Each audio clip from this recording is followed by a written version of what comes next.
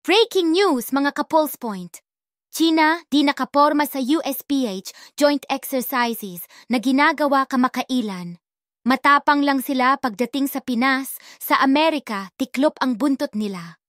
Pero alam nyo ba na hindi na nakakaporma ang kanilang monster ship sa bagong strategy ng PCG? At ito ang matindi.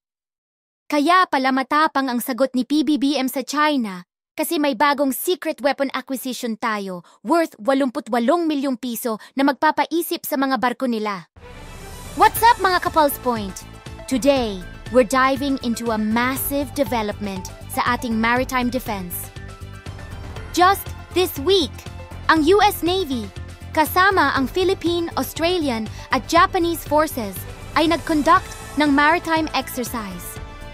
Pero, may unexpected guest na dumating, a Chinese warship called Dali.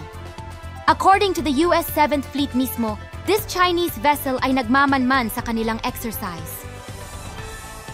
Akala ko ba matapang sila, pero bakit di sila nakaporma? Well, magugulat kayo dito. Our brave Philippine Coast Guard ship, BRP Teresa Magbanua, despite facing 3 to 4 meter waves, stood its ground. Grabe ang tapang. But, wait. Here comes the plot twist. President BBM himself made a shocking admission. Sabi niya, kung may mga carriers, destroyers, at submarines lang tayo, palalayasin ko mga yan. Kaso ngayon, wala. Palakihan at paramihan lang ng barko, malayo tayo sa China. Pero, ang policy naman natin is that we will just continue to defend. Mukhang pa-humble si PBBM. Pero tingin ko, isa lang itong psychological operation na part ng ating strategy. Yung magmumukha kang mahina sa kalaban, pero pagdating ng tamang oras, unstoppable ka. Bakit? Kasi may ace card tayo, the US Typhoon missiles. Kung akala nyo yan na yung secret weapon, masasapak nyo sarili nyo kasi di nyo talaga aakalain ito. The Philippine Navy just awarded a contract for drones. Actually, mga suicide drones. Yes, you heard that right. Hindi ito typical drones. These are kamikaze drones na kayang magstay in the air for 5 hours with an 8-kilometer range. Through a Pakistani-Filipino company based in Makati called Thunder Defense, we're getting these high-tech drones that can carry 60 or 81mm mortar rounds. Imagine nyo yung capabilities na yan. Sa modern warfare kasi, mga ka-Pulse Point, ang effectiveness ng suicide drones ay hindi mainly sa physical damage, pero sa strategic value nila. Let me explain. Ito ay may force multiplier effect.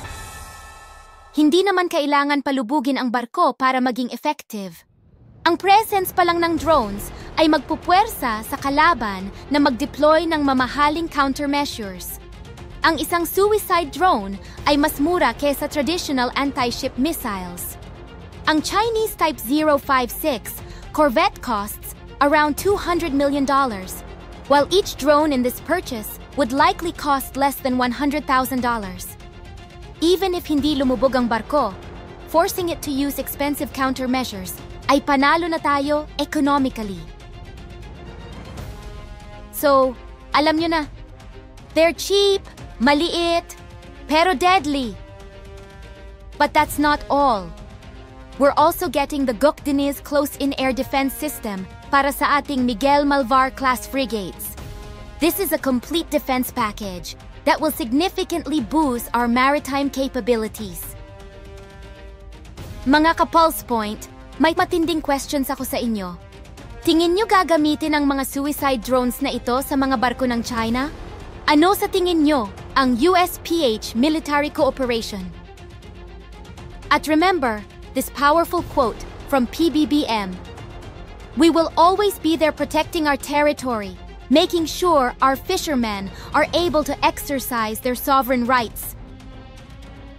Don't forget to smash that like button, hit subscribe para updated kayo sa latest Philippine defense news. This is your Defense Defender signing off.